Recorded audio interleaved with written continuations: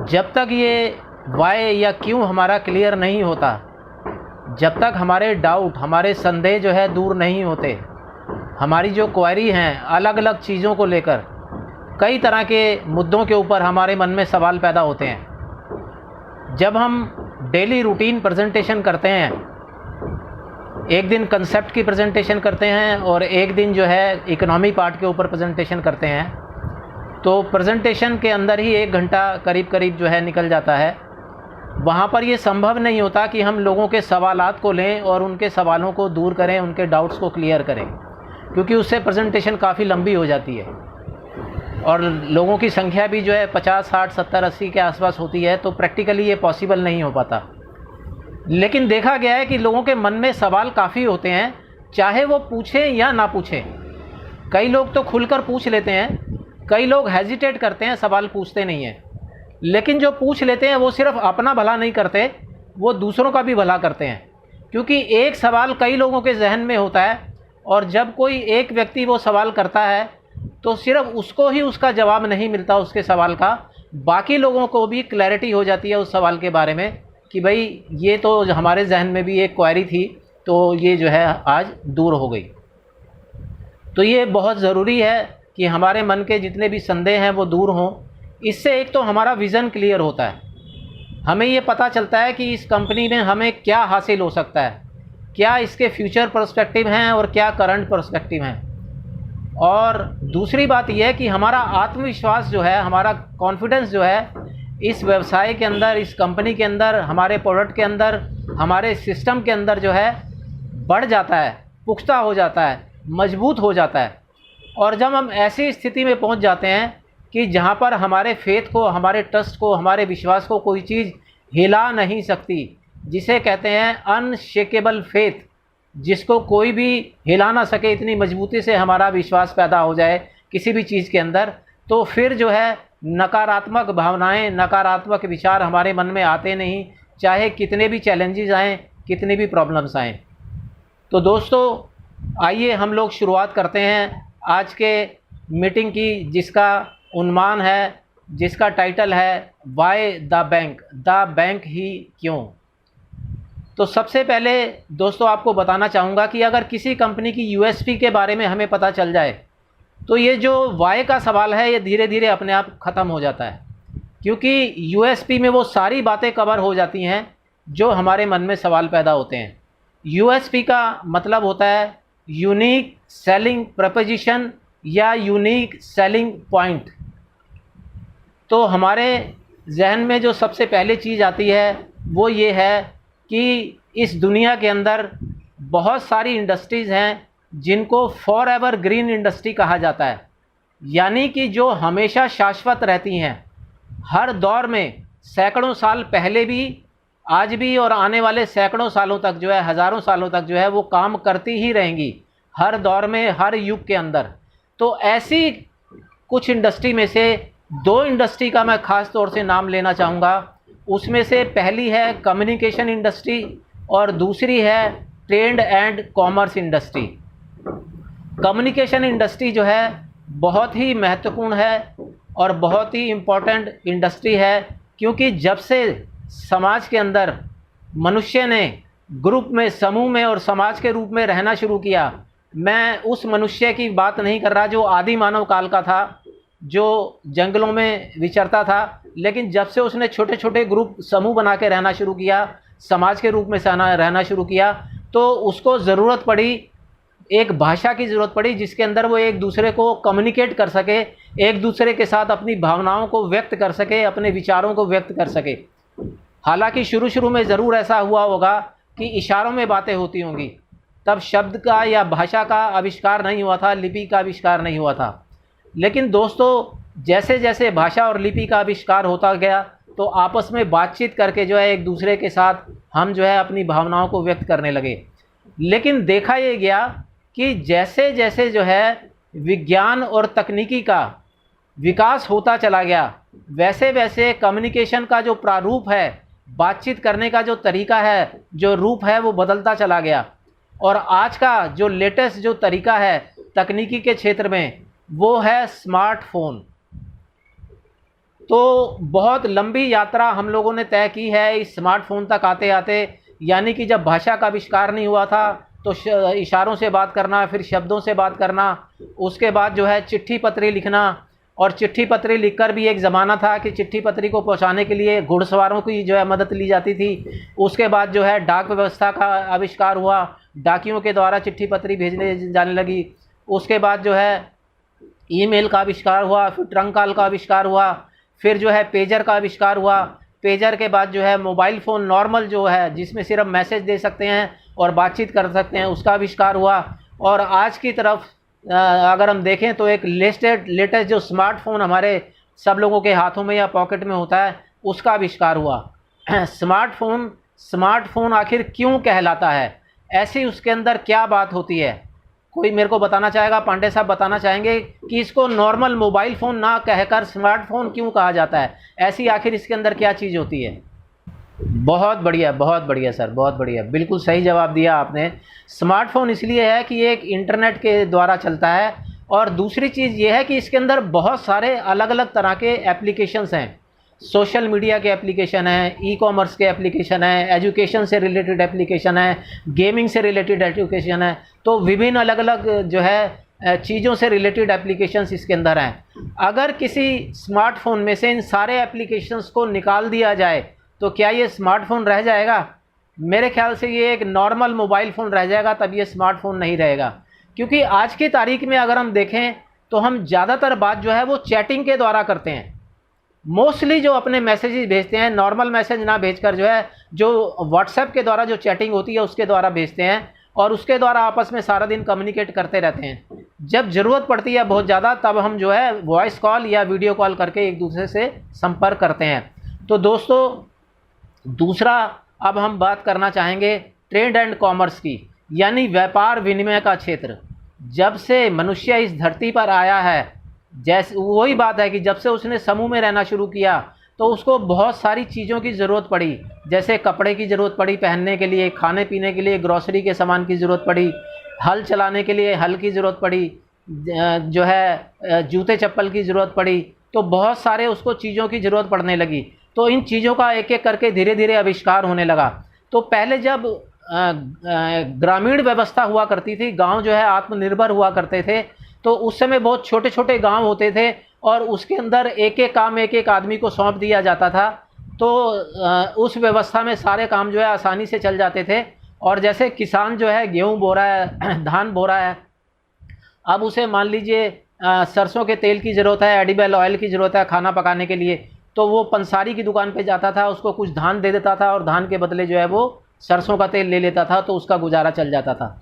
इसी तरह जो है मान लीजिए कोई बढ़ई है, उससे कोई किसी ने सामान जो है तैयार कराना है, कोई कारपेंटर का काम जैसे करवाना है, तो उसको वो पैसे नहीं देते थे उसके काम कराने के बदले में। उसके बदले में जो है अगर आपके पास गुड़ बना हुआ है तो गुड़ दे दिया, या गेहूँ है तो गेहूँ दे दिया, यानी अदले बदले का सिस्टम होता था। एक चीज़ के अदल बदल में जो है दूसरी चीज़ देकर जो है व्यापार विनिमय होता था। उसके बाद जो है जब करेंसी का आविष्कार हो गया, तो करेंसी का आविष्कार होने के बाद तो फिर जो है करेंसी के बदले में चीज़ों का आदान प्रदान होना शुरू हुआ। तो इस तरह से जैसे जैसे टेक्नोलॉजी का विस्तार होता चला गया, उसी तरह से जो व्यापार विनिमय है इसका जो प्रारूप है वो भी बदलता चला गया। और हमने देखा कि पहले छोटी छोटी दुकानें होती थी, दुकानों के बाद जो है बड़े बड़े शोरूम खुलने शुरू हो गए। शोरूम के बाद में जो है कंसेप्ट आया शॉपिंग मॉल का। शॉपिंग मॉल का कंसेप्ट भी बड़ा शानदार कंसेप्ट है। क्या कंसेप्ट था कि एक बहुत बड़े प्रेमिसेस के अंदर जो है हर तरह की दुकानें खोल दी जाएं। वहीं ज्वेलरी की दुकान है, वहीं ग्रॉसरी की दुकान है, वहीं क्लोथिंग की दुकान है, वहीं जूते चप्पल की दुकान है, वहीं जो है मोबाइल फ़ोन की दुकान है, इलेक्ट्रॉनिक्स इलेक्ट्रिकल की दुकान है। यानी कि एक ही प्रेमिसेस में जाकर जो है आप सारी खरीदारी कर सकते हैं। यहाँ तक कि मान लीजिए किसी के बेटे या बेटे की शादी है और दहेज भरी का कोई सामान पूरा खरीदना है, तो एक शॉपिंग मॉल के अंदर सुबह घुस जाइए और शाम तक जो है पैसा आपकी पॉकेट में बस होना चाहिए, आप सारी की सारी खरीदारी एक ही दिन के अंदर करके आ सकते हैं। तो इस प्रकार से आज का जो लेटेस्ट जो रूप है वो है ई कॉमर्स का रूप। क्योंकि ई कॉमर्स का ज़माना क्यों आया, उसकी वजह यह है कि आज समाज में हम देखते हैं कि लोगों के पास समय की बड़ी कमी है। ज़्यादातर जो लोगों का समय है वो पैसा कमाने के अंदर ही निकल जाता है। कंपटीशन का ज़माना है, गला काट जो है कंपटीशन है आज की तारीख में, जिसको कट थ्रोट कंपटीशन बोला जाता है। तो इसकी वजह से जो है समय नष्ट नहीं करना चाहते आजकल जो नई जनरेशन है, वो बार्गेनिंग करने में या दुकान दुकान घूमने में जो है वो समय नष्ट ना करके वो ये पसंद करते हैं कि ई कॉमर्स पोर्टल पे किसी पे जाया जाए, वहीं पर जो है लाखों तरह के प्रोडक्ट, अलग अलग वैरायटी, अलग अलग साइज़, अलग अलग कलर, वो सारे अवेलेबल हैं। उसमें अपने पसंद का प्रोडक्ट चूज़ करके ऑनलाइन पेमेंट करके और एक क्लिक के ऊपर काम कर दिया, ऑर्डर प्लेस कर दिया और 2 4 5 7 दिन के अंदर प्रोडक्ट कुरियर के द्वारा हमारे घर पर आ गया। तो दोस्तों, ये जो 2 इंडस्ट्री के बारे में मैंने आपको विस्तार से बताया, आपको जानकर बड़ी खुशी होगी कि हमारी company the bank opportunity world wide इन्हीं 2 इंडस्ट्री के ऊपर टिकी हुई है, इन्हीं 2 इंडस्ट्री के ऊपर काम कर रही है। तो आपने देखा कि ये 2 इंडस्ट्री कितनी महत्वपूर्ण है आज की तारीख में। ई कॉमर्स और कम्युनिकेशन, यानी कि स्मार्टफोन और ई कॉमर्स के पोर्टल इतने ज़्यादा महत्वपूर्ण हैं और इन्हीं पे अगर टिकी हुई है तो इसका मतलब कि इसकी डिमांड है, तभी ये इंडस्ट्री जो है एवरग्रीन कहलाती है या शाश्वत कहलाती है। अब आगे हम बढ़ेंगे। मेरे ख्याल से आपको समझ में आ गया होगा कि हमने जिस इंडस्ट्री को अपने व्यवसाय करने के लिए कंपनी ने चुना है वो कितनी महत्वपूर्ण इंडस्ट्रीज़ हैं। अब हम आगे बढ़ेंगे, हम देखेंगे कि सवाल हर एक के मन में ये पैदा होता है, क्योंकि हम जो है सिर्फ यहाँ पर एप्लीकेशन को इस्तेमाल करने के लिए नहीं ज्वाइन हो रहे हैं। यहाँ पर कोई भी व्यक्ति जुड़ता है तो वो एक अपॉर्चुनिटी की वजह से जुड़ता है। तो अपॉर्चुनिटी का जैसे ही सवाल पैदा होता है तो उसके मन में एक जो है डाउट पैदा होता है कि क्या ये जो व्यवसाय है, ये अपॉर्चुनिटी जो है वो लीगल है या नहीं है, कानूनी मान्यता इसको है कि नहीं है। सबसे पहला सवाल खड़ा होता है। जो आदमी एथिक्स में बिलीव करता होगा, ईमानदारी में बिलीव करता होगा, जो अपनी फेस वैल्यू पे आंच नहीं आने देना चाहता होगा, जो वाइट कॉलर जॉब करता होगा, उसको सबसे पहले डर होता है कहीं कि मेरी क्रेडिबिलिटी, मेरी फेस वैल्यू, मेरा जो गुडविल है वो मार्केट में ख़राब नहीं होनी चाहिए। क्योंकि इसको कमाने में बड़ी मेहनत लगती है और बड़े साल लगते हैं, लेकिन गंवाने में चंद मिनट लगते हैं। आप कोई गलत काम करिए, कोई बेईमानी का काम करिए और आपकी सारी बनी बनाई जो फेस वैल्यू है वो एक दिन के अंदर नष्ट हो जाती है। तो उनके मन में ये सवाल पैदा होता है कि भाई ये व्यवसाय लीगल है या नहीं है। तो आपको बताना चाहूँगा दोस्तों कि ये व्यवसाय 100% लीगल है, ये अपॉर्चुनिटी 100% लीगल है। अब सवाल ये पैदा होता है कि मेरे कहने से आप क्यों माने? भाई मैंने एक शब्द ही तो कह दिया कि 100% लीगल है, और ज़्यादातर मान भी लेंगे तो जो मेरे डायरेक्ट लोग हैं वो मेरी बात को ट्रस्ट करते हैं, मुझे फॉलो करते हैं, मेरी रिस्पेक्ट करते हैं, तो वो मान भी लेंगे। लेकिन इनडायरेक्ट लोग जो है वो क्यों मानेंगे? तो उसके फेवर में कोई ना कोई हमारे पास सपोर्टिव एविडेंस या डॉक्यूमेंट होने चाहिए, या कोई चीज़ ऐसी होनी चाहिए जिसको दिखा के हम कह सकें कि ये देखिए ये हमारे पास चीज़ है, ये साबित करती है कि हमारा जो अपॉर्चुनिटी है वो 100% लीगल है। तो इसके लिए 2-3 पैरामीटर होते हैं दोस्तों, जैसे कि क्या हमारी कंपनी नेशनल लेवल पर या इंटरनेशनल लेवल पर कहीं किसी संस्था के साथ, गवर्नमेंटल बॉडी के साथ रजिस्टर्ड है या नहीं है, पहली चीज़। दूसरी चीज़, किसी तरह के दुनिया में अलग अलग तरह के टैक्सेस होते हैं, रेवेन्यूज़ जो है गवर्नमेंट हमसे लेती है, क्या किसी तरह का टैक्स हम पे करते हैं या नहीं पे करते हैं? क्योंकि अगर हम कोई ना कोई टैक्स पे करते हैं तो टैक्स पे करने का मतलब है कि आपका राब्ता जो है, कम्युनिकेशन जो है वो गवर्नमेंट के साथ बना हुआ है, तभी तो आप एक नंबर में काम कर रहे हैं और टैक्स पे कर रहे हैं। तो ये जो पैरामीटर के ऊपर अगर हम देखें तो हम ये देखेंगे यहाँ पर कि हमारी कंपनी जो है वो बिलोंग करती है यूके, इंग्लैंड से बिलोंग करती है, और इंग्लैंड के अंदर बाकायदा वहाँ के जो डिपार्टमेंट है, जो इससे कंसर्न डिपार्टमेंट है, उसके अंदर रजिस्टर्ड है। अगर आप बाकायदा उसका रजिस्ट्रेशन नंबर भी जानना चाहें तो रजिस्ट्रेशन नंबर आप कंपनी की वेबसाइट पे जाकर, या जो ऑफिशियल हमारी प्रेजेंटेशन है उसके अंदर उसका नंबर का हवाला दिया होता है, वो नंबर जो है आप वहाँ से पढ़ सकते हैं, काफ़ी लंबा नंबर होता है। तो इस वहाँ पर रजिस्टर्ड है, और जो जानकार लोग होते हैं वो बाकायदा उस गवर्नमेंटल बॉडी की वेबसाइट पे जाकर और उस नंबर को डालकर रीचेक भी कर लेते हैं, कंफर्म भी कर लेते हैं। आजकल लोग इतने स्मार्ट हैं, जैसे जो लोग कानून के जानकार हैं, वकील हैं या इस तरह के क्षेत्र में काम करते हैं, तो आजकल हर कंपनी की या गवर्नमेंटल बॉडी की अपनी वेबसाइट्स होती हैं, वहाँ पर जाकर आप उनका आधार कार्ड, उनका पैन कार्ड डालकर चेक कर सकते हैं कि ये कंपनी इस और जो है गवर्नमेंट डिपार्टमेंट के साथ रजिस्टर्ड है या नहीं है। दूसरी बात ये है कि ये कंपनी GDPR के अंदर भी रजिस्टर्ड है, उसकी गाइडलाइंस को फॉलो करती है। अब सवाल ये पैदा होता है कि GDPR क्या है दोस्तों? क्योंकि हमारी कंपनी जो है लोगों की जो पर्सनल डिटेल है उसके साथ डील करती है, वो अपने पास लेती है, सेव करती है। तो आज की तारीख में पूरी दुनिया के अंदर पिछले 3-4 साल से बहुत सख्त कानून बन गए हैं पर्सनल डाटा प्रोटेक्शन को लेकर, जनरल डाटा प्रोटेक्शन को लेकर बहुत सख्त कानून बने हैं। तो ज़्यादातर बड़े बड़े देशों के अंदर कानून बन चुके हैं। तो इसी तरह से यूरोपियन यूनियन का जो कानून है उसका पूरा नाम है general data protection regulation. General data protection regulation. America के अंदर जो कानून है उसका नाम है पर्सनल डाटा प्रोटेक्शन एक्ट, वो है PDPA। सिंगापुर के अंदर भी जो कानून बना हुआ है उसका नाम भी है PDPA, personal data protection act.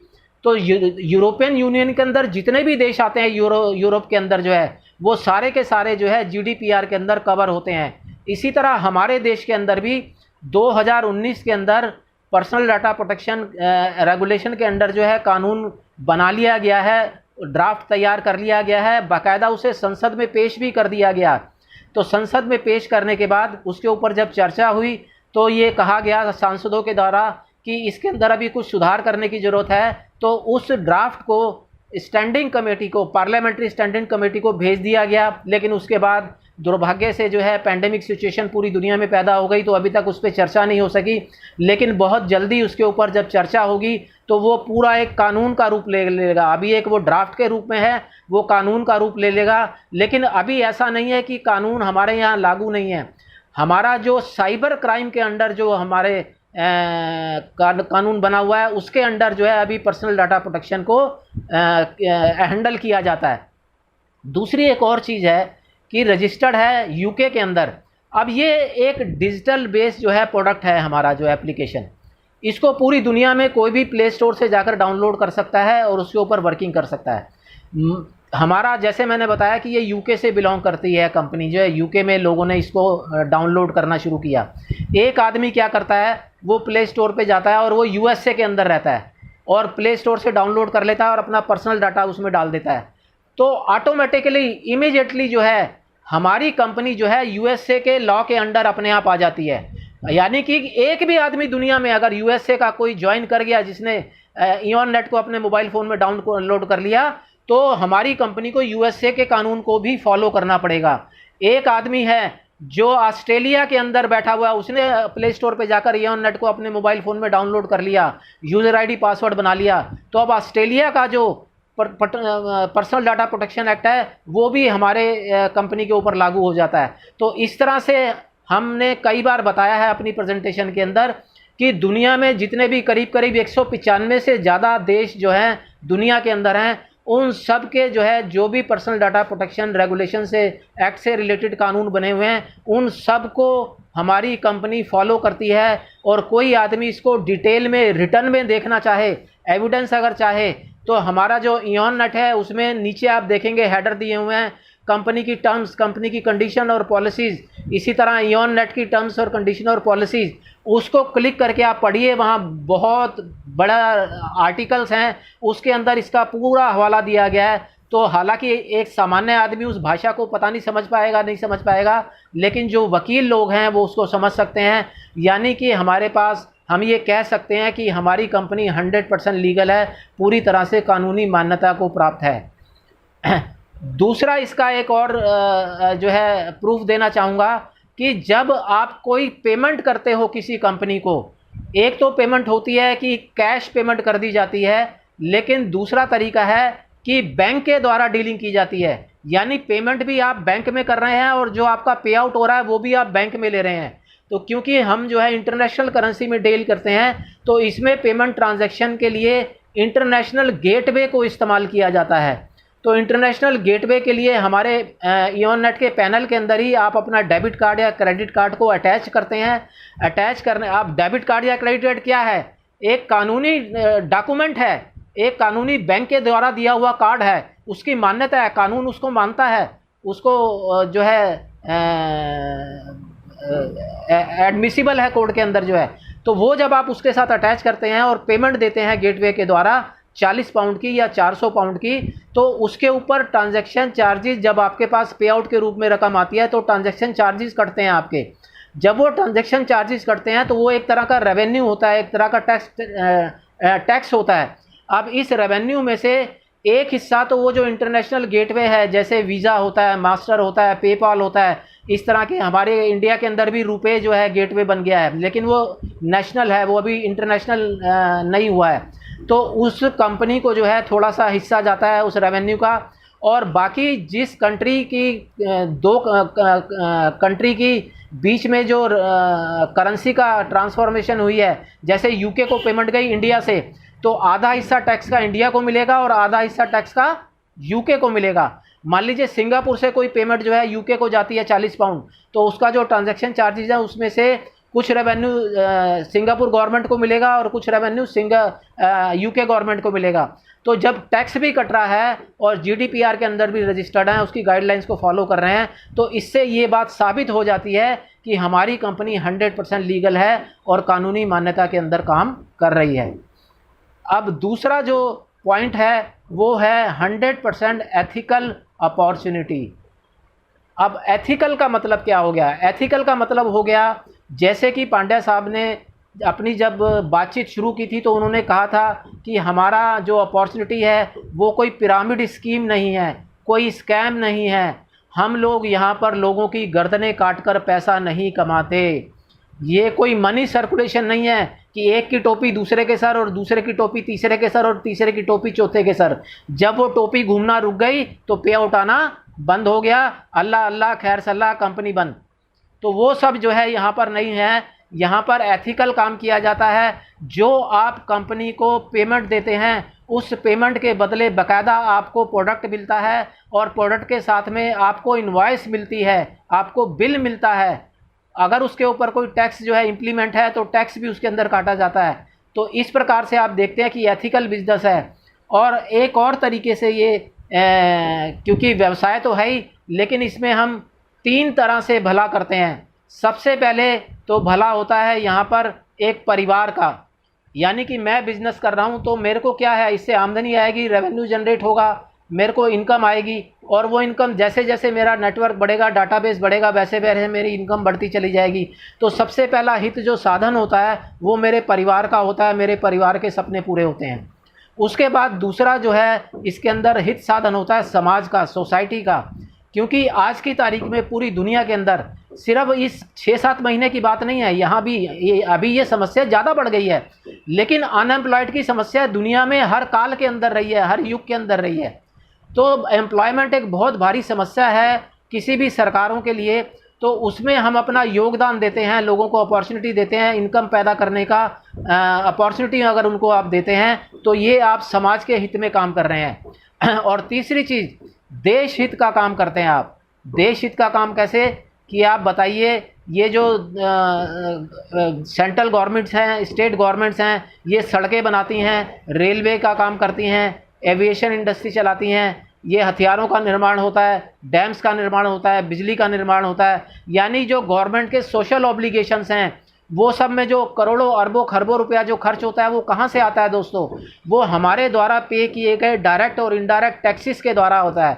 तो हम जो है जब अपना इनकम टैक्स के रूप में गवर्नमेंट को टैक्स पे करते हैं तो उसमें कहीं ना कहीं पूरे देश की प्रगति के अंदर, उन्नति के अंदर हम अपना योगदान देते हैं। तो इस प्रकार से दोस्तों ये पूरी तरह से ईमानदार, एथिकल और ऑनेस्ट बिजनेस है ये। अब हम बात करेंगे स्ट्रॉन्ग कंपनी प्रोफाइल, यानी कंपनी की जो प्रोफाइल है वो कैसी है।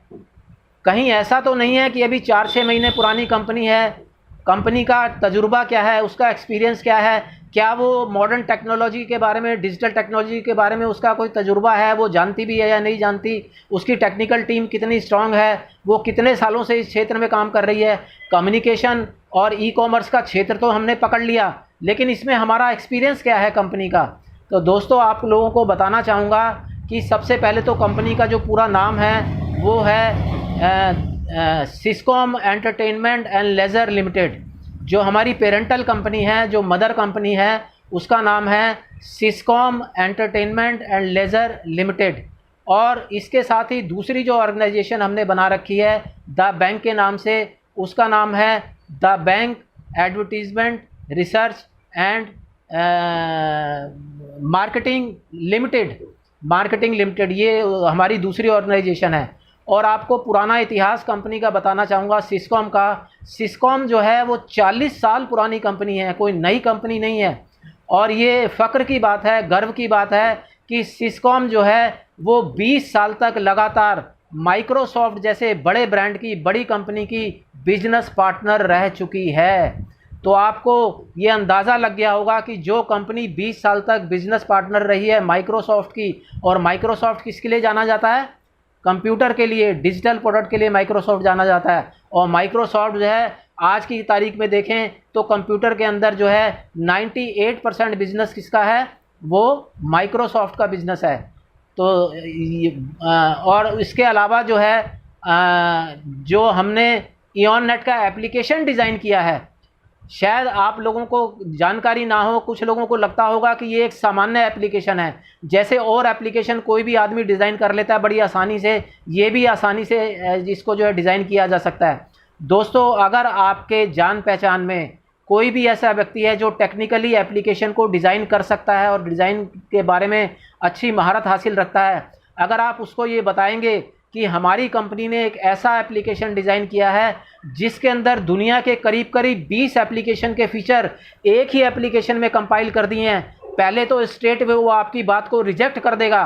वो कहेगा ऐसा पॉसिबल ही नहीं है, प्रैक्टिकली ये टेक्निकली पॉसिबल नहीं है, ये असंभव चीज़ है, ऐसा एप्लीकेशन बन ही नहीं सकता। लेकिन जब आप उसे बताएंगे और दूसरे अपने एप्लीकेशन में जाकर वो फीचर जो है यूज़ करके दिखाएंगे तो वो हैरान हो जाएगा और वो आपको बताएगा कि वाकई में ये बहुत बहुत बहुत मुश्किल काम है। इसके लिए बहुत बड़े लेवल पर एक्सपर्टीज चाहिए, बहुत बड़ी एक्सपर्ट्स की टीम चाहिए और कई सालों की मेहनत और बहुत बड़ा पैसा इसके अंदर कंपनी ने इन्वेस्ट किया है। यानी कि इस एक एप्लीकेशन को बनाने में ही करोड़ों रुपए की इन्वेस्टमेंट कंपनी की हो चुकी होगी और करोड़ों रुपए की इन्वेस्टमेंट कंपनी की हो चुकी होगी। और इसके अलावा आप लोगों को बताना चाहूँगा कि माफ़ कीजिएगा, कई सालों की मेहनत के बाद ये 2-4 महीने में बनने वाला एप्लीकेशन नहीं है दोस्तों, आपको बताना चाहूँगा सालों की मेहनत का नतीजा है ये इओननेट एप्लीकेशन। तो इसलिए जो है अगर आप कंपनी की प्रोफाइल देखेंगे तो वो बहुत रिच प्रोफाइल है, बहुत स्ट्रॉन्ग प्रोफाइल है। अभी अभी हमने प्रैक्टिकली जो नेटिजन्स यहाँ पर बैठे हुए हैं उन्होंने देखा कि मात्र 1 महीने के टाइम के अंदर जो द बैंक के अपडेशन आए वो कितने बढ़िया और कितने शानदार अपडेशन आए। और इस अभी उसी से पता चल जाता है कि कंपनी जो है कितनी स्ट्रॉन्ग है टेक्निकली। और अभी जो इओन कनेक्ट के नाम से जो हमारा ऑनलाइन मीटिंग लेने का जो फीचर नया तैयार हो रहा है वो मात्र जो है 2-3 महीने के अंदर तैयार किया गया था। उसके अंदर कुछ और चीज़ें फाइनल उसको मेकिंग के अंदर तैयारियां की जा रही हैं। जब वो आएगा तो आप देखकर हैरान हो जाएंगे कि ऐसा एप्लीकेशन आज तक दुनिया में ऐसे फीचर्स के साथ कोई भी कंपनी नहीं दे पाई। जो पुरानी माइक्रोसॉफ्ट जो है स्काइप उसने डिज़ाइन किया था, अभी जूम एप्लीकेशन से जैसे हम मीटिंग ले रहे हैं तो उससे 100 गुना बेहतर जो है आपका जो है एप्लीकेशन काम करेगा। तो ये चीज़ जो है प्रूव करती हैं, ये जो है हमारे दावे को प्रूव करती है कि हमारी कंपनी की जो टेक्निकली जो ताकत है या जो हमारी टेक्निकल टीम है वो कितनी सॉलिड है और कितनी पावरफुल है। कोई भी टास्क उनको दे दिया जाए उस टास्क को जो है वो बड़े आराम से पूरा कर सकती हैं। तो कंपनी की प्रोफाइल भी जो है बहुत पुरानी है, एक्सपीरियंस्ड है और स्ट्रॉन्ग प्रोफाइल है। इसके अलावा एक और पॉइंट के ऊपर जो है हमारी नज़र रहती है वो है zero liability opportunity for netizens and company. क्या कंपनी की हमारे ऊपर और हमारी कंपनी के ऊपर किसी तरह की कोई लायबिलिटी रह जाती है? जैसे कि फिर वो ये एक एग्जांपल देना चाहूँगा कि अगर आपने किसी कंपनी में पैसा दिया इन्वेस्ट करने के लिए और वो कंपनी आपको जो है ये वायदा करती है, ये अहद करती है कि 3 महीने में 6 महीने में आपके पैसे को डबल कर देगी, तो क्या हुआ?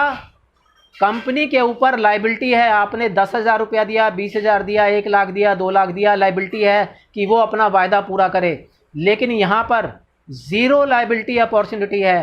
कंपनी को आपने 40 पाउंड पे किए और कंपनी ने आपको 40 पाउंड के बदले उतनी वर्थ का सामान दे दिया। ऐसी सर्विस दे दी जो लाइफ टाइम आपके काम आने वाली है।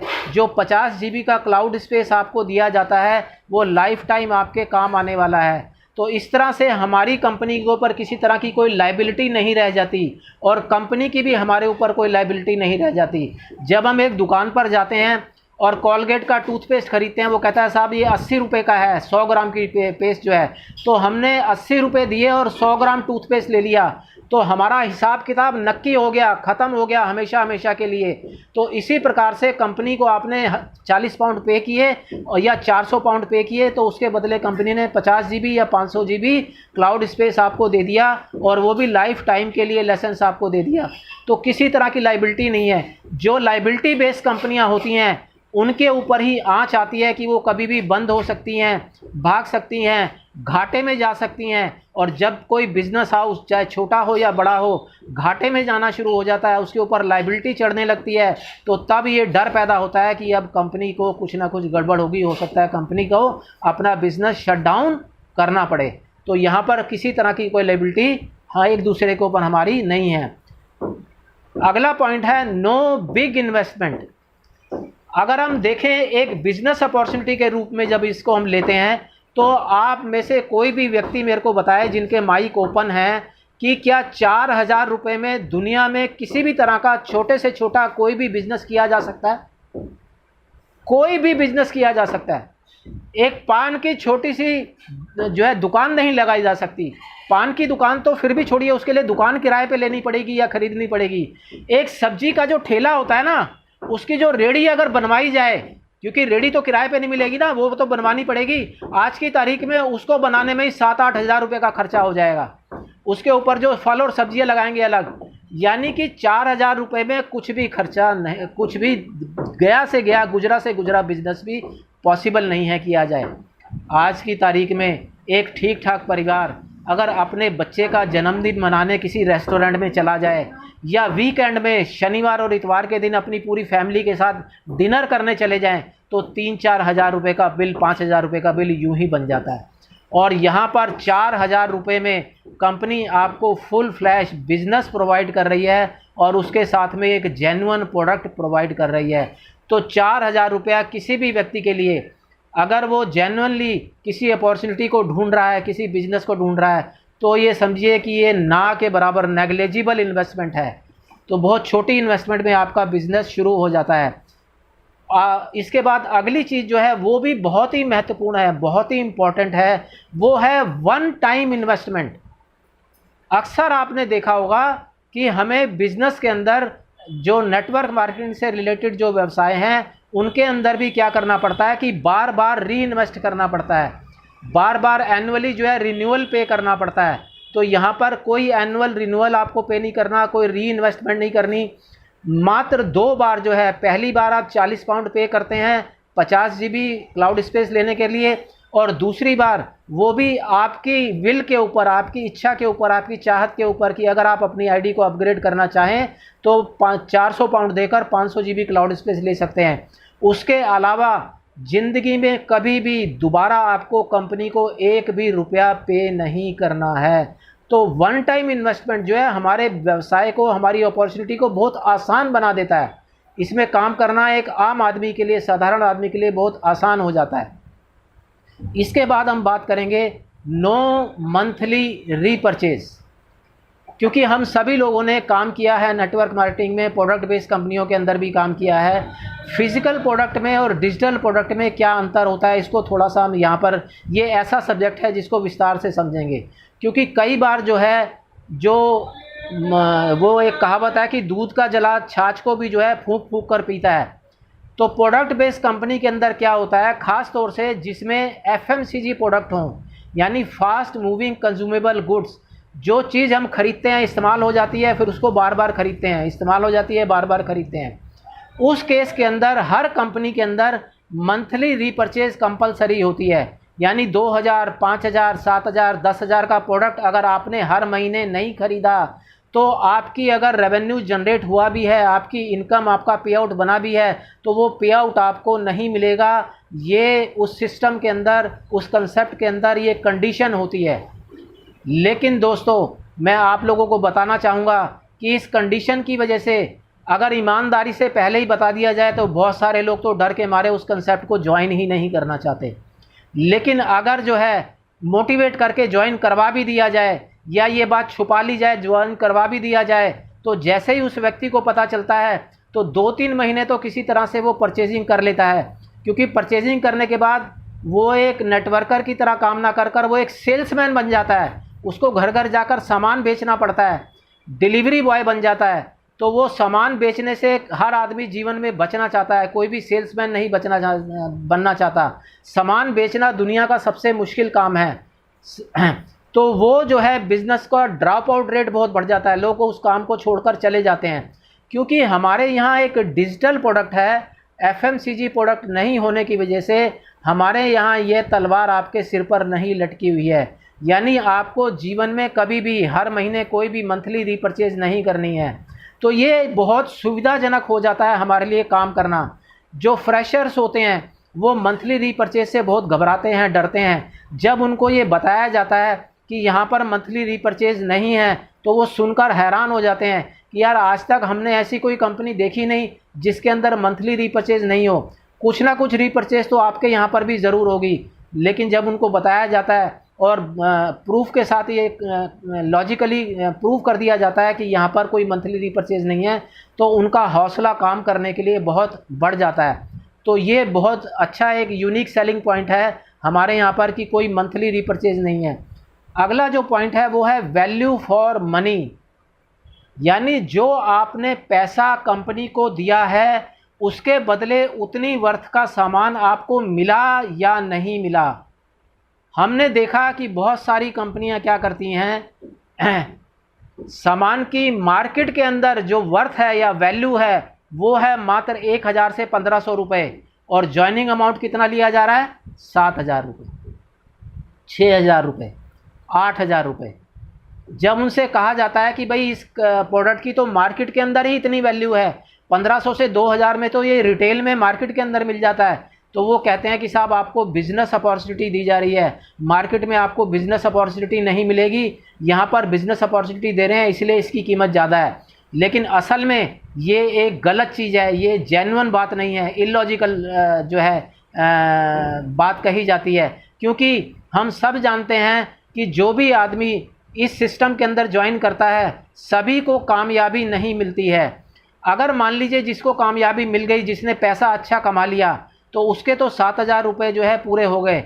लेकिन जो लोग काम नहीं कर पाए और पैसा नहीं कमा पाए, उनके घर में 2000 रुपये की चीज़ कितने हज़ार रुपये में आई? 7000 रुपये में, यानी 5000 रुपये का नेट लॉस हुआ। तो ऐसे में जो रिलेशनशिप है वो एक दूसरे के साथ ख़राब होती है। तो ऐसा बिजनेस नहीं करना चाहिए जिसमें रिलेशन एक दूसरे के साथ ख़राब हो हमारे जो है। तो इसमें जो है रिलेशनशिप आपका हमेशा बना रहेगा, स्ट्रांग रहेगा।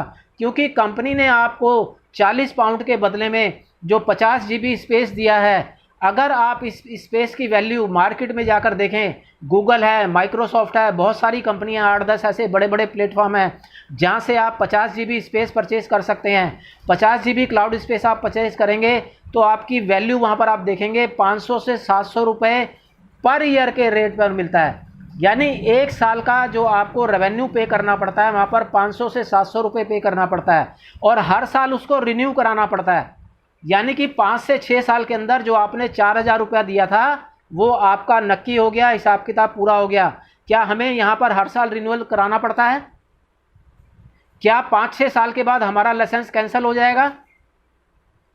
आज की तारीख में अगर मैं भी देखूँ, अपने को ले लूँ, तो मैं सोचता हूँ कि हेल्दी हूँ, मुझे किसी तरह की कोई प्रॉब्लम नहीं है, तो अभी मेरी इच्छा है कि मैं कम से कम 30, 35, 40 साल और ज़िंदा रहूँ।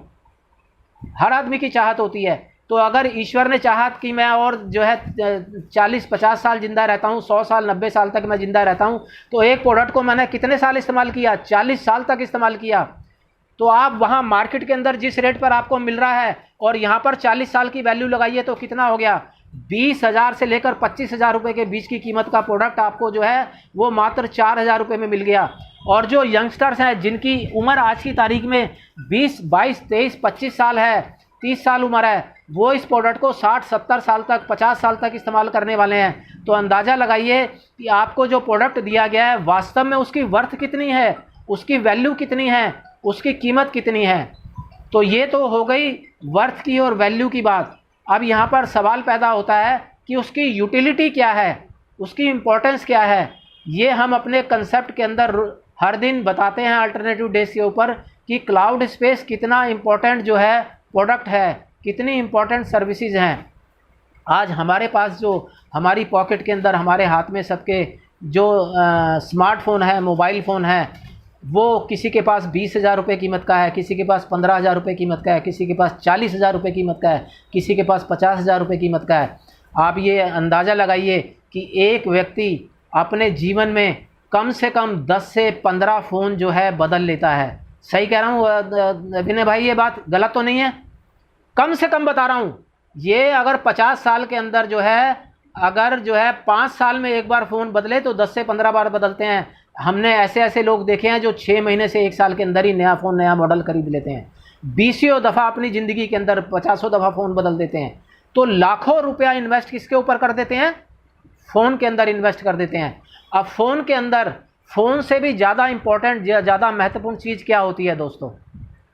उसके अंदर सेव किया हुआ हमारा डाटा, हमारे जीवन की खूबसूरत यादें, हमारे बच्चों की, हमारे पोते पोतियों की, उनके जन्मदिन की तस्वीरें, उनकी वीडियो, अलग अलग तरह के जो फंक्शंस हमारे घर में होते हैं, शादी ब्याह के फंक्शन है, एनिवर्सरी के फंक्शन है, त्यौहार के फंक्शन है, उनकी वीडियो, ये हम पहले एल्बम बना के क्यों रखते थे? सालों साल उस एल्बम को केयर करते थे। किस लिए? ये हमारे जीवन की यादें होती हैं। सालों साल बाद हम उसको देखते हैं, पहचानते हैं। अपने आपका विनय भाई जब ध्रुव का बच्चा पैदा होगा तो वो जो है ध्रुव उनको बताएगा कि ये देखो, ये तुम्हारे दादाजी हैं, ये देखने में ऐसे नज़र आते थे, ऐसे लगते थे। तो वो ये सारी यादें जो हैं बहुत कीमती होती हैं, इनका पैसों के अंदर इनकी वैल्यू नहीं लगाई जा सकती। ये तो हमारा पर्सनल जो है डाटा हो गया। इसके अलावा हम लोग कोई ना कोई बिज़नेस में है, कोई टीचर है, कोई व्यवसाय है, कोई दुकानदार है, कोई ना कोई बिज़नेस करते हैं, तो हमारी बहुत सारी पर्सनल फाइल्स होती हैं, बिज़नेस से रिलेटेड फाइल्स होती हैं। पीडीएफ फाइल के रूप में होती है, एक्सेल फाइल के रूप में होती है, पीपीटी प्रेजेंटेशन के रूप में होती है। तो वो फाइलें आप इसके अंदर सेव करके रखते हैं। मान लीजिए खुदा ना खास्ता किसी दिन आपका फ़ोन खो जाए, तो ये जो लाखों लाख रुपए का डाटा उसके अंदर आपने सेव करके रखा है, सुरक्षित करके रखा है, क्या वो वापस मिल पाएगा?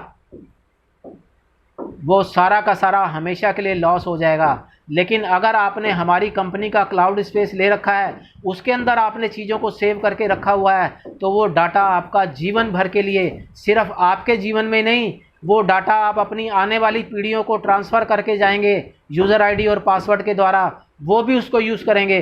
तो आप अंदाज़ा लगाइए कि एक 40 पाउंड का 50 GB का क्लाउड स्पेस मेरे बाद मेरे बच्चे और उन मेरे बच्चों के बच्चे, यानी 100 साल तक जो है वो डाटा स्पेस जो है यूज़ होने वाला है। तो कितनी उसकी वर्थ है, कितनी उसकी अहमियत है और कितनी उसकी यूटिलिटी और इम्पोर्टेंस है दोस्तों। तो आज की तारीख में हो सकता है लोगों को हमें अवेयर करना पड़ रहा है, मेहनत करनी पड़ रही है, लेकिन आने वाला जो वक्त है वो क्लाउड स्पेस का ही वक्त है। एक छोटी सी स्टोरी सुनाना चाहूँगा 2 मिनट की आप लोगों को इसके बारे में। आप लोगों ने सुनी होगी बहुत बार। एक कंपनी जो है चप्पल का व्यवसाय करती थी, मैन्युफैक्चरिंग करती थी। तो उसने जो है अपने एग्जीक्यूटिव को एक बहुत सुदूर जो है द्वीप के ऊपर भेजा, एक आइलैंड के ऊपर भेजा। वहाँ पर कुछ लाख की आबादी थी कि वहाँ पर जाकर देख कर आओ कि वहाँ पर क्या अपॉर्चुनिटी है, क्या जो है तरीका है कि वहाँ पर हम अपनी चप्पलों को जो है बेच सकें, उसका व्यवसाय कर सके। तो वो एग्जीक्यूटिव जब वहाँ पर गया तो उसने अजीब चीज़ देखी। वहाँ पर उसने देखा कि वहाँ पर लोग चप्पल जूते पहनते ही नहीं हैं। उसने बात की तो उसने कहा जी हमारे यहाँ तो रिवाज है ये, हम लोग जूते चप्पल नहीं पहनते हैं। तो उसने कंपनी को मेल किया, मेल लिखा कि सर यहाँ तो मेरा आना व्यर्थ हो गया, पैसा बेकार हो गया, सब जो है आने जाने का समय भी नष्ट हुआ। यहाँ तो 0% अपॉर्चुनिटी है, यहाँ कोई अपॉर्चुनिटी है। यहाँ तो लोग जूते चप्पल पहनते नहीं हैं, सब के सब नंगे पैर घूमते हैं। और यहाँ पर ये परंपरा है, वो लेकर और वो लिखकर उन्होंने कहा ठीक है आप वापस आ जाओ। वो वापस आ गया एग्जीक्यूटिव जो है। तो एक दूसरा एग्जीक्यूटिव था, उसने कहा सर मेरे को आप इजाज़त दीजिए, मैं जाना चाहता हूँ वहाँ पर जो है। वो बड़ा स्मार्ट आदमी था। उन्होंने कहा यार जब आपका एक साथी जो है वहाँ पर सारी रिसर्च करके आ गया, वो बता रहा है वहाँ पर अपॉर्चुनिटी नहीं है, कोई फ़ायदा नहीं है जाने का, तो आप क्या करोगे वहाँ जाकर? उन्होंने कहा नहीं सर मेरे को मौका दीजिए। तो वो गया वहाँ पर, उसने देखा कि वाकई में जो है कोई जूते चप्पल नहीं पहना हुआ। उसका माइंड फ़ौरन क्लिक किया। उसने कहा यहाँ सिर्फ अवेयरनेस पैदा करने की ज़रूरत है। अगर हम ये अवेयरनेस पैदा कर दें, लोगों को इसका फ़ायदा और नुकसान बता दें कि चप्पल ना पहनने से नुकसान क्या है और चप्पल पहनने से फ़ायदे क्या हैं, ये अगर बता दिया जाए तो यहाँ पर तो लाखों लोगों के लिए जो है अपॉर्चुनिटी है। इतने लाखों हमारे जोड़े जो है जूते चप्पल के बिक जाएंगे। तो उसने कहा सर फ़ौरन एक शिपमेंट भेज दीजिए अर्जेंट बेसिस पर, अभी रिक्वायरमेंट है। उन्होंने कहा क्या हो गया? उन्होंने कहा सर यहाँ तो जूते चप्पल पहनते ही नहीं है और हमें इनको सिर्फ अवेयरनेस देनी है और यहाँ पर बहुत बड़ा व्यापार खड़ा किया जा सकता है। और वाकई में ही उस एग्जीक्यूटिव ने बहुत बड़ा व्यापार खड़ा करके दिखा दिया। तो दोस्तों इसी प्रकार से आज की तारीख में जो समझदार लोग हैं, जो डाटा की वैल्यू को जानते हैं, जो ये बात समझते हैं कि डाटा कितना इंपॉर्टेंट होता है, उसकी इंपॉर्टेंस को जानते हैं, वो लोग निश्चित रूप से हमारा जो क्लाउड स्पेस है वो परचेज कर रहे हैं और करेंगे। बाकी लोगों को हमें सिर्फ अवेयरनेस पैदा करने की ज़रूरत है। और आने वाले समय में आप देखिए, अगर ये इंडस्ट्री ऐसी होती कि इसमें 90% लोगों के पास क्लाउड स्पेस ऑलरेडी पहले से होता तो हमारे पास अपॉर्चुनिटी कितनी थी? 10%। आज अगर 2% लोगों के पास क्लाउड स्पेस है और 98% लोगों के पास क्लाउड स्पेस नहीं है, तो हमारे पास अपॉर्चुनिटी है, भंडार ही भंडार है। लोग ही लोग हैं जिनको हम जो है सेव कर सकते हैं। करोड़ों आज की तारीख में 8 अरब 800 करोड़ की आबादी है दुनिया में, जिसमें से 400 करोड़ लोगों के पास स्मार्टफोन है दुनिया में। हमारे देश की आबादी कितनी है? 130 करोड़। तो 400 करोड़ की आबादी को हम जो है क्लाउड स्पेस बेच सकते हैं। तो ये हमारे प्रोडक्ट की वर्थ है, ये वैल्यू फॉर मनी जो है हमने आपको प्रोवाइड की है, ये उसकी असल कीमत है। No cost issue. जब हम किसी प्रोडक्ट बेस्ड कंपनी में काम करते हैं तो आपने देखा होगा कि प्रोडक्ट बेस्ड कंपनी में उनके अपने यूनिक प्रोडक्ट होते हैं। वो मार्केट के प्रोडक्ट के ऊपर नहीं करते जो है बिजनेस, अपने यूनिक प्रोडक्ट होते हैं। मान लीजिए मार्केट में कॉलगेट, पेप्सोडेंट टूथपेस्ट बिक रहा है, अब वो अपना उनका एक टूथपेस्ट होगा और उसका अपना ब्रांड नेम रखा होगा। अब वो सामने वाला पूछता है, सबसे पहले सवाल करता है साहब ये इसका टीवी पे ऐड आता है क्या? हम कहते हैं साहब टीवी पे ऐड तो नहीं आता। तो उसने कहता है इसको तो कोई नहीं खरीदेगा, जब टीवी पे ऐड ही नहीं आता, लोगों को पता ही नहीं है कि भाई हम इसको जो है इस तरह प्रमोट नहीं करते, इसको माउथ पब्लिसिटी के द्वारा सेल करते हैं। तो थोड़ा उसको समझाते हैं, उसको मोटिवेट करते हैं, उसकी नीड क्रिएट करते हैं। तो वो कहता है कि ठीक है साहब आपने कहा इसकी क्वालिटी बहुत अच्छी है इसलिए यूज़ करना चाहिए, तो इसकी कीमत कितनी है? तो मार्केट में कॉलगेट अगर 70 रुपये का बिकता है तो वो कहते हैं हमारा पेस्ट जो है 300 रुपये का है। अब एकदम से झटका लगता है उसको, 300 रुपये का पेस्ट, सर ये तो बहुत महंगा है। तो फिर जो है उसको कन्विंस करने की दोबारा प्रक्रिया शुरू होती है, उसके माइंड सेट को चेंज करना पड़ता है। तो इस तरह जो है कॉस्ट के बड़े इशू होते हैं कि सस्ता है, महंगा है, बाज़ार से कीमत ज़्यादा है, बाज़ार से कीमत कम है। तो इस तरह का, क्योंकि हम जो है कोई ऐसा प्रोडक्ट नहीं बेच रहे हैं, जो हमारे दोनों प्रोडक्ट हैं जिसका हम प्रमोशन कर रहे हैं। सबसे पहला हमारा सर्विस या प्रोडक्ट है ion net application social media का। आज दुनिया सोशल मीडिया के एप्लीकेशन को इस्तेमाल कर रही है, और दुनिया जो इस्तेमाल कर रही है क्या कर रही है? फ्री ऑफ कॉस्ट कर रही है या पैसा दे के कर रही है? हम पैसा ले रहे हैं क्या इयॉन नेट का? 1 रुपया नहीं ले रहे, फ्री ऑफ कॉस्ट दे रहे हैं। तो जो दुनिया में बिक रहा है, जैसे बिक रहा है वैसे ही हम दे रहे हैं, फ्री ऑफ कॉस्ट दे रहे हैं, और उससे बेहतर फैसिलिटी का, उससे बेहतर सर्विसेज का जो है हम इयॉन नेट एप्लीकेशन उनको दे रहे हैं। दूसरा प्रोडक्ट क्या है? वो है cloud space. Cloud space already market में बड़ी बड़ी धुरंधर कंपनियां इसको पहले सालों से सेल कर रही हैं, वही प्रोडक्ट हम भी सेल कर रहे हैं। जितने का वो सेल कर रही हैं, हमारी कंपनी की वर्थ कितनी है ये मैंने आपको पहले बता दिया है, अभी 5 मिनट पहले दोबारा दोहराने की ज़रूरत नहीं है। तो कॉस्ट का कोई भी इशू यहाँ पर खड़ा नहीं होता है। अब कंपनी के लिए अगर बात करें तो वेरी लो ओवरहेड एक्सपेंसेस। अगर किसी कंपनी को व्यवसाय करना पड़ रहा है और उसके ओवरहेड एक्सपेंसेस, उसके खर्चे बहुत कम हैं, तो वो बाकी के बचे हुए पैसे को रिसर्च एंड डेवलपमेंट के अंदर, टेक्नोलॉजी के अंदर उसको उन्नत करने के अंदर, हमारे को अच्छी सर्विसेज देने के अंदर लगा सकती है। इसी तरह हम देखेंगे कि प्रोडक्ट बेस्ड कंपनियों के अंदर आप देखेंगे बिना फिजिकल ऑफिस का निर्माण किए कंपनी जो है व्यवसाय नहीं कर पाती है। बिना जो है स्टॉक मेंटेन किए, करोड़ों करोड़ों रुपए का तो स्टॉक, सैकड़ों करोड़ रुपए का स्टॉक मेंटेन करता है, स्टॉक मेंटेन किए बिना नहीं कर सकती। कोरियर का बहुत, ट्रांसपोर्टेशन में बहुत ज़्यादा पैसा खर्च होता है, स्टाफ की सैलरी के ऊपर बहुत ज़्यादा पैसा खर्च होता है। हमारा प्रोडक्ट कैसा है, अभी आपने 40 पाउंड कंपनी को पे किया और विद इन 5 सेकेंड वहाँ से सिस्टम ने अपने कमांड दी और 50 GB डाटा का लाइसेंस आपके मोबाइल फ़ोन पे आ गया। वहाँ पर आगे एक्टिव लिखा हुआ था, एक्टिव के ऊपर जैसे ही आपने उंगली प्रेस करी तो आपके मोबाइल फ़ोन में 50 GB डाटा आ गया। इसमें किसी मैन पावर की ज़रूरत पड़ी, किसी कोरियर सर्विस की ज़रूरत पड़ी, किसी ट्रांसपोर्टेशन सर्विस की ज़रूरत पड़ी, किसी एम्प्लॉय की ज़रूरत पड़ी? क्या पूरी दुनिया में अलग अलग जगह ऑफिस खोलने की ज़रूरत पड़ी? तो इतने जो खर्चे बच गए, इसमें कंपनी हमारे को जो है अच्छी सर्विसेज प्रोवाइड कर सकती है, अच्छी तकनीक विकसित कर सकती है, अच्छा रिसर्च एंड डेवलपमेंट के ऊपर पैसा इन्वेस्ट कर सकती है। तो हमें आने वाले समय में अच्छे अच्छे एप्लीकेशन डिज़ाइन करके कंपनी दे सकती है। इसीलिए कंपनी ने पहले से ही 9 तरह के एप्लीकेशन डिज़ाइन करने का पाइपलाइन में तैयारी कर रखी है। अब एक बहुत ही इम्पॉर्टेंट चीज़ है पैसिव इनकम या रिकरिंग इनकम। अब ये सामने वाला व्यक्ति कहेगा कि भाई ये तो हर नेटवर्क मार्केटिंग कंपनी के अंदर रिकरिंग इनकम मिलती है, आपके यहाँ मिलती है तो इसमें क्या खूबी है? अब हमारे यहाँ मिलती है तो वो ये खूबी है कि हमारे यहाँ रिकरिंग इनकम होते हुए भी, FMCG प्रोडक्ट होते हुए भी, कंज्यूमेबल प्रोडक्ट होते हुए भी, ना तो हमारी कोई मंथली रीपरचेज है और ना हम आपको कोई अपनी मर्जी का प्रोडक्ट आपके ऊपर थोपते हैं। कैसे?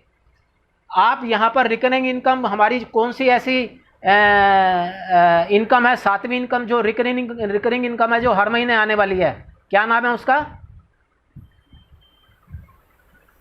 वन ऐप की इनकम। बहुत शानदार, बहुत बढ़िया, विनय भाई के लिए तालियां। वन ऐप की जो इनकम है वो हर महीने आने वाली है। मान लीजिए क्या हुआ, एक आदमी ने 50,000, लाख, 2 लाख, 5 लाख, 10 लाख लोगों का डाटाबेस बना लिया और उसके बाद वो डाटाबेस अगर रुक भी जाता है, लेकिन उसमें से 10% लोग ऐसे हैं जो हर महीने ई-कॉमर्स पोर्टल के द्वारा अपने अपने घर का सामान खरीदते रहते हैं, तो क्या विनय भाई की इनकम आनी रुक जाएगी कभी ज़िंदगी में?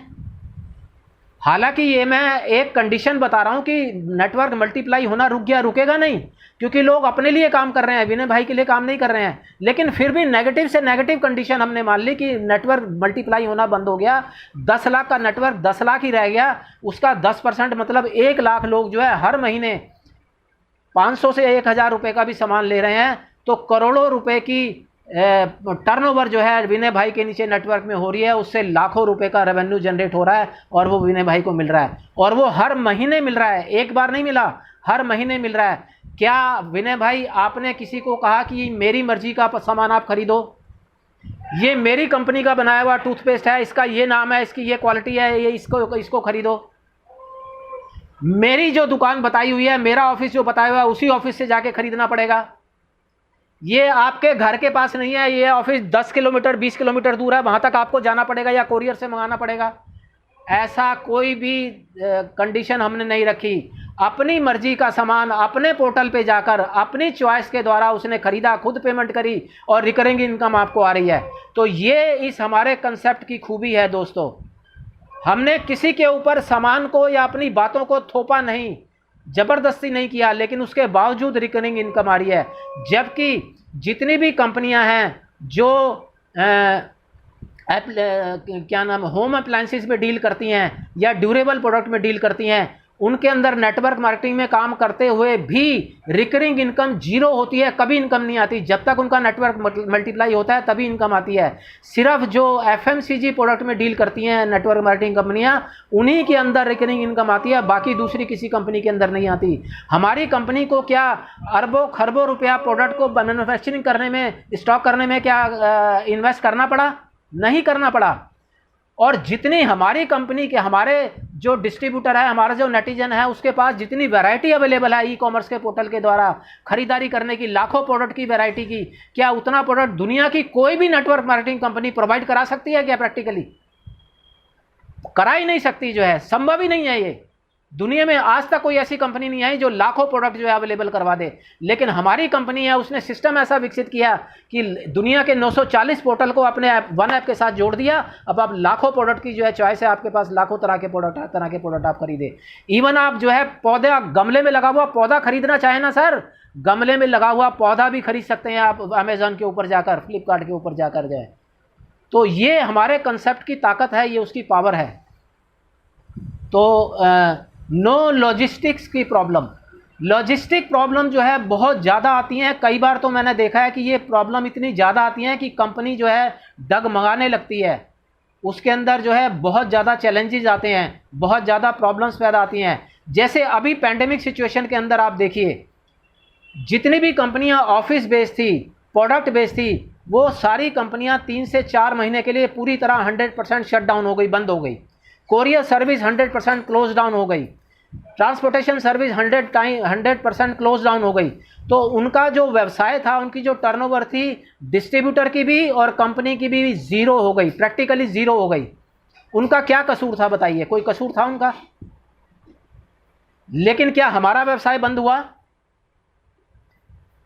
मीटिंग वो भी कर रहे थे, लेकिन उनकी मीटिंग में क्या होता था? मोटिवेशन और ट्रेनिंग होती थी, सिर्फ सेमिनार नहीं होता था। क्योंकि सेमिनार करके क्या करेंगे? प्रोडक्ट का कोई ऑर्डर देगा तो प्रोडक्ट तो सप्लाई होगा नहीं। हमारा प्रोडक्ट किसी को चाहिए, आप प्रोडक्ट 40 पाउंड करिए, विद इन 1 सेकेंड जो है आपके मोबाइल के ऊपर 50 GB का डाटा आ जाता है। तो ये वहाँ पर जो लॉजिस्टिक्स के चैलेंजेस हैं वो बहुत ज़्यादा हैं, और हमारे यहाँ ना के बराबर हैं, ना के बराबर। हाँ, जब कभी अपडेशन के लिए हमारा सिस्टम शट डाउन होता है 2-4-5 दिन के लिए, तब थोड़ी सी दिक्कत आती है। अदरवाइज जो है किसी तरह की कोई लॉजिस्टिक्स की प्रॉब्लम हमारे को आने वाली नहीं है। Work from home, her company कहती है कि वर्क फ्रॉम होम हमारे यहाँ किया जा सकता है, लेकिन क्या प्रैक्टिकली व्यावहारिक रूप से वो वर्क फ्रॉम होम कर पाते हैं? नहीं कर पाते हैं। सिर्फ एक जुमले के रूप में वो इसका इस्तेमाल करते हैं, इस लाइन का। असल में वर्क फ्रॉम होम नहीं कर पाते। आपको ऑफिस जाना ही पड़ेगा, आपको वहाँ पर जो है सेमिनार ट्रेनिंग अटेंड करनी ही पड़ेगी। आपको यहाँ तक है कि जो आपके क्लाइंट हैं, जो नया नया डिस्ट्रीब्यूटर है, वो पता है क्या कहता है? सर प्रोडक्ट मेरे घर पे सप्लाई कर दो तो मैं ले लूँगा, नहीं तो अदरवाइज़ मेरे को ज़रूरत नहीं है, गर्ज आपको है, आपकी मर्ज़ी है, तो मेरे घर पर प्रोडक्ट डिलीवर कर जाओ। यानी आप जो है बिज़नेस के साथ साथ एक डिलीवरी बॉय बनकर रह जाते हैं, जो नेटवर्किंग को छोड़कर जो है सामान को सप्लाई करने में, डिलीवरी करने में लगा रहता है। ये बहुत बड़ा चैलेंज आता है, बहुत बड़ी दिक्कत आती है। तो हमारा जो सिस्टम है, हमारा जो बिज़नेस है, रियलिटी में वर्क फ्रॉम होम है।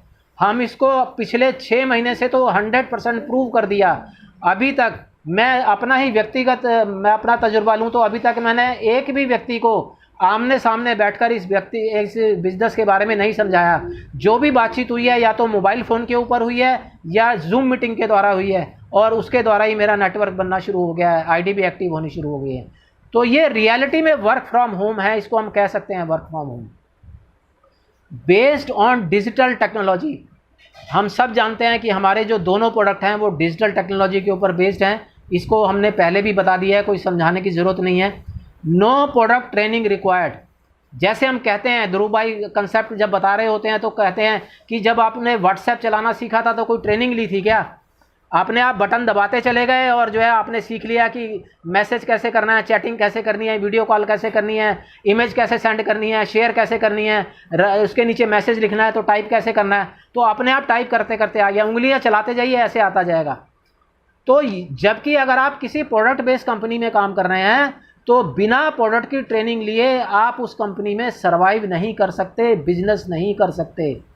और खुदा ना खास्ता, हालांकि मेरा फेवरेट सब्जेक्ट है हेल्थ, मैंने 20 साल हेल्थ के ऊपर काम किया है, नेगेटिव नहीं हूँ, माफ़ कीजिएगा, लेकिन जब कोई हेल्थ कंपनी को ज्वाइन करता ना, हेल्थ एंड वेलनेस को, वो कहता है यार सबसे पहले तो ह्यूमन एनाटॉमी के बारे में जानना पड़ेगा। मुझे तो ये भी नहीं पता कि लीवर लेफ्ट में होता है या राइट में होता है। उसके बाद मुझे डॉक्टर बनना पड़ेगा, बीमारियों के बारे में जानकारी हासिल करनी पड़ेगी, जो मेरे प्रोडक्ट हैं वो किस बीमारी में क्या प्रोडक्ट देना, उसका कम्बिनेशन क्या है, ये सारी जानकारी देनी पड़ेगी। कई लोग तो इससे डर के घबरा के ही भाग जाते हैं बिजनेस को छोड़कर जो है, क्योंकि वहाँ पर प्रोडक्ट ट्रेनिंग लेना कंपलसरी है, उसके बिना आप बिजनेस में सर्वाइव कर ही नहीं सकते, आप टर्नओवर पैदा कर ही नहीं सकते।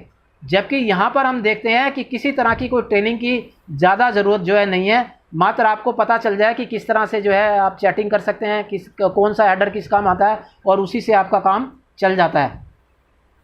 No need to change the mindset of people. हमें लोगों की धारणाएं बदलने की, उनकी आदतें बदलने की, उनका माइंडसेट बदलने की ज़रूरत नहीं है। हमारा जो भी प्रोडक्ट है, जो भी सर्विस है, वो सारी की सारी ऑलरेडी मार्केट में पहले से मिल रही हैं, पहले से बिक रही हैं, वही प्रोडक्ट दे रहे हैं। यानी यूनिक प्रोडक्ट के नाम पर हम उनके ऊपर कोई भी प्रोडक्ट थोप नहीं रहे। दोस्तों, अदर नेटवर्क मार्केटिंग कंपनी के अंदर क्या होता है, प्रोडक्ट की नीड क्रिएट करनी पड़ती है पहले। सामने वाला लेना नहीं चाहता, आप उसको बेचना चाहते हैं, आपको नीड क्रिएट करनी पड़ती है, उसकी जेब से पैसा निकालना पड़ता है, बड़ा मुश्किल काम होता है। और जो हमारी वन ऐप की इनकम है, वो तो वाकई में कमाल की इनकम है। आप एक सिंगल 2 रुपये का प्रोडक्ट भी किसी के ऊपर थोपते नहीं हैं। अपनी चॉइस का, अपनी मर्जी का प्रोडक्ट वो अपने पोर्टल पे जाकर लेता है। बाकी जगह क्या है कि लोगों की सोच को बदलना पड़ता है, और सोच बदलना सबसे मुश्किल काम है दुनिया के अंदर। लोगों की सोच को छोड़ दीजिए, आपको अपनी सोच बदलना हो तो आप देखिए, बदल के देखेंगे, बड़ा मुश्किल काम है। अगर किसी को सुबह 9 बजे उठने की आदत है और उसे कहा जाए कि सुबह तुमने 5 बजे उठने की आदत डालनी है, आसान है क्या? मुश्किल काम है। जब हम अपनी ही अच्छी और बुरी आदतों को नहीं बदल पाते, तो दूसरों की सोच को, दूसरों की आइडियोलॉजी को, दूसरों की विचारधारा को बदलना कितना मुश्किल है, बहुत मुश्किल काम है। इसीलिए कहा जाता है कि नेटवर्क मार्केटिंग करने के लिए एटीट्यूड जो चाहिए और जो पेशेंस चाहिए, जो लोहे का जिगर चाहिए, वो हर एक के अंदर नहीं होता। हर कोई नेटवर्क मार्केटिंग नहीं कर सकता। ग्लोबल अपॉर्चुनिटी, दोस्तों ये बहुत शानदार चीज़ है, ग्लोबल अपॉर्चुनिटी। आज एक आधी कंपनी का नाम ले देता हूं, अगर बुरा ना माने तो। मान लीजिए मोदी केयर है, बहुत अच्छा प्लेटफॉर्म है, बहुत बड़ा प्लेटफॉर्म है। उनको दुनिया के यूरोप में, अमेरिका में, सिंगापुर में जाकर अपना बिजनेस फ्लरिश करना है, नई कंट्री ओपन करनी है। क्या उनके लिए आसान है क्या? सर, वहाँ पर जाकर करोड़ों रुपए की इन्वेस्टमेंट करनी पड़ेगी, ऑफिस खड़ा करना पड़ेगा, वहाँ के जितने भी लाइसेंस लेने पड़ेंगे, सारी गवर्नमेंट की फॉर्मेलिटीज़ पूरी करनी पड़ेंगी, नेटवर्क क्रिएट करना पड़ेगा। बिजनेस चलेगा या नहीं चलेगा इसकी कोई गारंटी नहीं है। तो प्रोडक्ट बेस के अंदर अदर कंट्रीज़ के अंदर बिजनेस को ले जाना बहुत बहुत चैलेंजिंग होता है, बहुत बहुत मुश्किल काम होता है। हमारे यहाँ क्या है, आप हिंदुस्तान में दिल्ली के एक छोटे से कॉलोनी के अंदर बैठे हुए पूरी दुनिया के अंदर अपने बिजनेस को फैला सकते हो, पूरी दुनिया के अंदर, 195 देशों के अंदर। और ये रियलिटी में है, कहने की बात नहीं है, रियलिटी में आप इस बिज़नेस को ग्लोबली कर सकते हो। और लोगों ने देखा कि उनका कुछ महीनों के अंदर, 6 महीने, 1 साल के अंदर, किसी का 20 कंट्री के अंदर, किसी का 50 कंट्री के अंदर, और किसी का 100 कंट्री के अंदर बिजनेस ऑलरेडी प्रैक्टिकली जा चुका है। वहाँ से रेवेन्यू जनरेट हो रहा है, उनको इनकम आ रही है वहाँ से, यहीं अपनी अपनी सिटी के अंदर बैठे हुए, अपने गाँव में बैठे हुए। तो ये वास्तव में ग्लोबल अपॉर्चुनिटी है। तो ग्लोबल अपॉर्चुनिटी से फ़ायदा क्या होता है?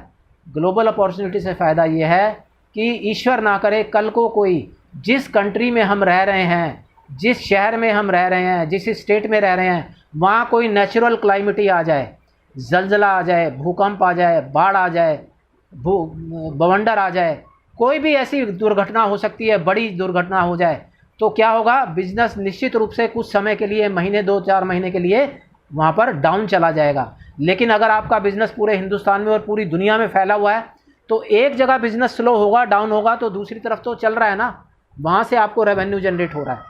मान लीजिए किसी कंट्री के अंदर वार सिचुएशन पैदा हो गई, ईश्वर ना करे और सब जगह शांति बनी रहे, सुख शांति बनी रहे, लेकिन आज जो चाइना, पाकिस्तान और हिंदुस्तान के हालात चल रहे हैं, ऐसे में कुछ गड़बड़ हो जाए तो क्या होगा?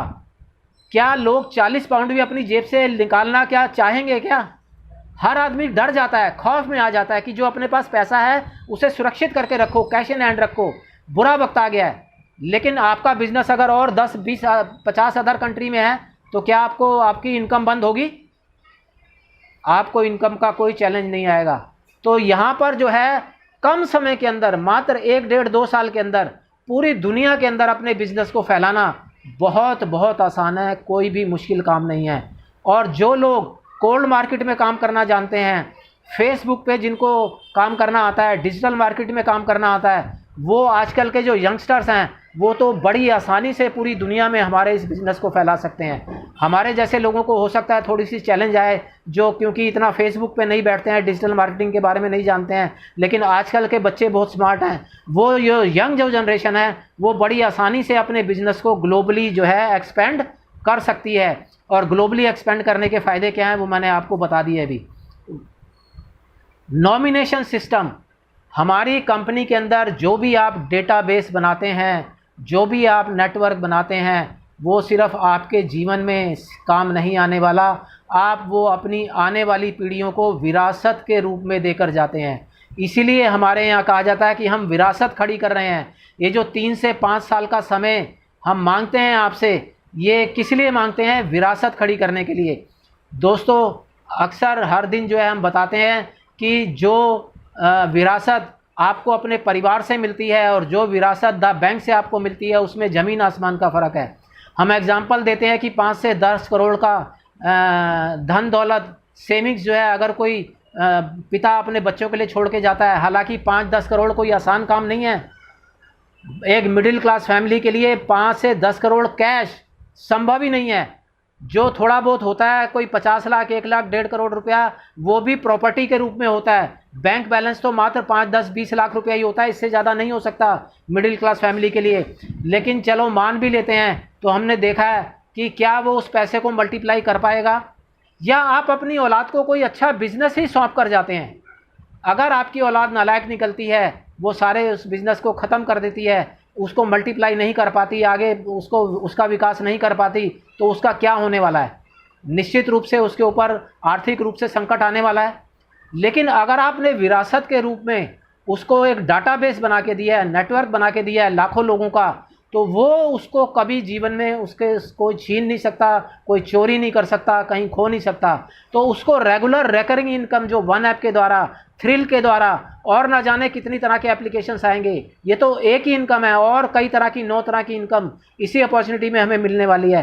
तो अंदाज़ा ही नहीं है अभी लोगों को कि ये अपॉर्चुनिटी कितनी बड़ी अपॉर्चुनिटी है। ये छोटी नहीं है, बहुत बड़ी अपॉर्चुनिटी है दोस्तों। तो हम लोगों को विरासत सौंप कर जाते हैं यहाँ पर। और effective and powerful education and training system, जिसका नाम है NCIL, ये हमारे पास बहुत ही शानदार और बहुत ही पावरफुल सिस्टम है दोस्तों। अनुभव से हम लोगों ने देखा है, जाना है कि कई बार कंपनियां जो हैं बहुत अच्छा व्यवसाय कर लेती हैं, प्रोफाइल कंपनी की बड़ी अच्छी होती है, प्रोडक्ट बड़े अच्छे होते हैं, लेकिन उनके पास कोई वर्किंग कल्चर, वर्किंग सिस्टम नहीं होता, एजुकेशन और ट्रेनिंग सिस्टम नहीं होता। सिर्फ सिस्टम की वजह से कंपनियों को बंद होते हुए, मार खाते हुए देखा गया है। तो हमारे पास जो NCIL का सिस्टम है वो बहुत स्ट्रॉन्ग सिस्टम है। सबसे पहले आप लोगों को बताना चाहूँगा कि NCIL की फुल फॉर्म क्या है। NCIL की फुल फॉर्म है netizens creed international limited. Netizens creed international limited. Creed का मतलब होता है समूह, ग्रुप। नेटिजन्स का ग्रुप या नेटिजन्स का समूह, तो उससे रिलेटेड जो है ये बनाई गई है। और इस संस्था के बारे में कुछ भी बताने की ज़रूरत नहीं है। जो कोर मीटिंग में लोग बैठ चुके हैं वो जानते हैं इसकी महत्व को, इसकी इम्पोर्टेंस को जानते हैं, इसकी वैल्यू को जानते हैं कि इससे आने वाले समय में क्या क्या फ़ायदे हो सकते हैं। ये सिर्फ इतना ही नहीं है कि ये हमें ट्रेनिंग और एजुकेशन प्रोवाइड करने वाली है दोस्तों। उन लोगों के लिए जो प्रेजेंटर बन सकते हैं, ट्रेनर बन सकते हैं, अच्छे स्पीकर बन सकते हैं, उनके लिए एक दूसरी इनकम का द्वार खोलने वाली और ये सिस्टम है। इस चीज़ को जान लीजिए। इसको विस्तार से जानना है तो आप जो है कोर के अंदर अपने आप को साबित करके कोर के अंदर शामिल होइए। अख्तर साहब जो है इसके बारे में विस्तार से हमें बताते हैं, और इसके बारे में जिस दिन आप जान लेंगे तो जानकर आप हैरान हो जाएंगे कि ये कितनी पावरफुल संस्था है और इसकी कितने हमारे बिज़नेस को बढ़ाने में इसका कितना बड़ा रोल है दोस्तों। तो ये जो पावरफुल NCIL के रूप में हमें सिस्टम दिया गया है, ये कंपनी का एक बहुत बड़ा टूल है, बहुत बड़ा हथियार है जो हमारे हाथ में आता है।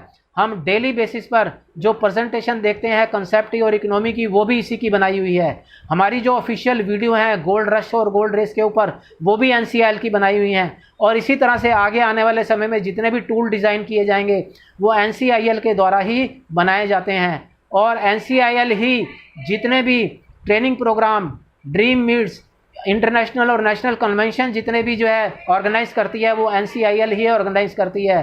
तो दोस्तों इस प्रकार से आज मैंने आपको कुछ ऐसे यूनिक सेलिंग पॉइंट बताने का प्रयास किया जो अगर हम एक बार जान लें तो हमारे मन के सारे डर, सारे भय दूर हो जाते हैं और हमारा विश्वास जो है हमारे सिस्टम के ऊपर पुख्ता हो जाता है। और इसमें से कुछ सेलेक्टेड पॉइंट जब हम नए व्यक्ति को, जो हमारा प्रोस्पेक्ट है, उसको अगर बताते हैं, चंद जो है 5, 7, 10 मिनट में उसको बताया जाए कि ये हमारे यूनिक सेलिंग पॉइंट हैं, तो वो आसानी से हम उसको क्लोजिंग करके कन्वर्ट कर सकते हैं, अपने सिस्टम के साथ जोड़ सकते हैं। तो इन्हीं शब्दों के साथ दोस्तों अपनी बात को विराम देना चाहूँगा। नमस्कार।